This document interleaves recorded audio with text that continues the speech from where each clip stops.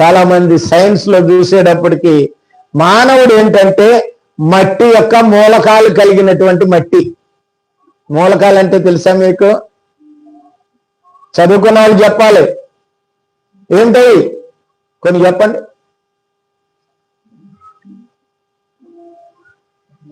మూలకాలు కొన్ని చెప్పాలి మీరు. Oxygen, carbon dioxide, magnesium, phosphate, nitrogen, hydrogen, phosphorus, zinc, iron. ఇవన్నీ మూలకాలే. ఇవన్నీ ఎక్కడి నుంచి వచ్చాయి? ఎక్కడి నుంచి వచ్చాయి? నేల నుండే వచ్చినాయి.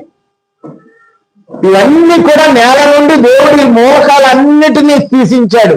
అదే సైంటిస్టులు మరి మోసే రాసిన లేఖనాన్ని చూసుకుని మట్టి నుండే దేవుడు ఎందుకు చేసేసి మట్టి మనిషి అని అడిగి ఎందుకు పేరు పెట్టాడంటే వాడు మూలకాల సంయుక్తమైనటువంటి మనిషి, జాడల సారము కలిగిన వాడు. ఏ సారము? నేల యొక్క సారము.